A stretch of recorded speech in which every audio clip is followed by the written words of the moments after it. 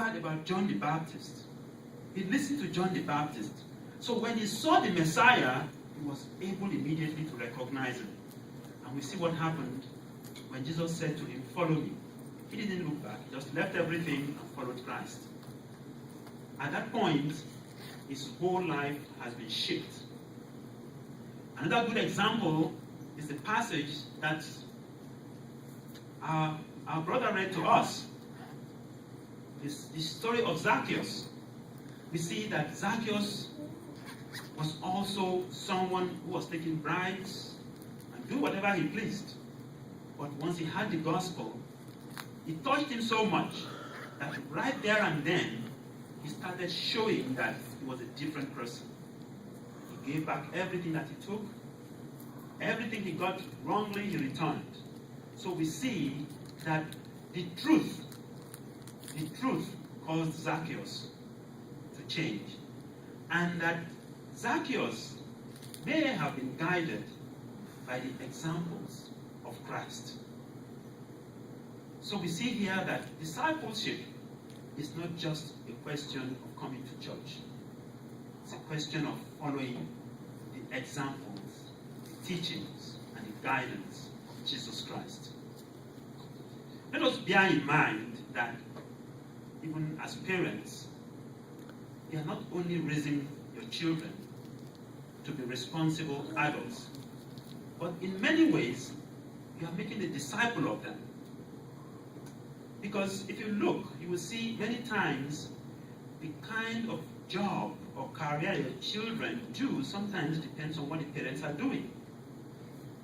Sometimes they follow the parents, they look at their father or their mother and say, "Oh, I like what my mom is doing," and they just follow what they're doing.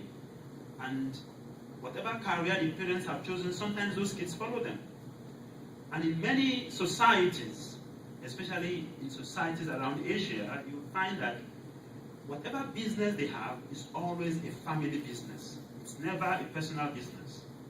If you see Asians, if they have a shop, you see the father there, the grandfather there, the grandmother there, the children, the grandchildren, everybody is there. Because they believe that everybody must accept and agree with what they are doing and must follow that vocation. So they are making disciples of them. So what you might find in the end is that that child grows up. Whatever that child becomes, whether a lawyer or whatever, he still goes into that business and opens his own business. So they all keep that business going. So this is making disciples of people.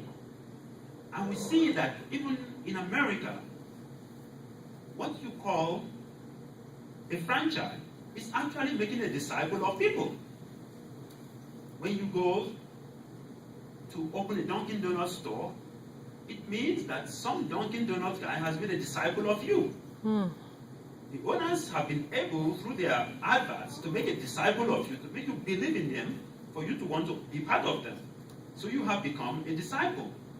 So it's very important as adults that we must understand that in our behavior, in our teaching, in our talking, in our doing, we are making disciples of any young adults or children around us.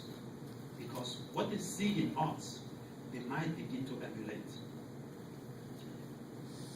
In the book of Proverbs, chapter 31, verse 21, it's talking about a lady here, and it says, "She is not afraid of the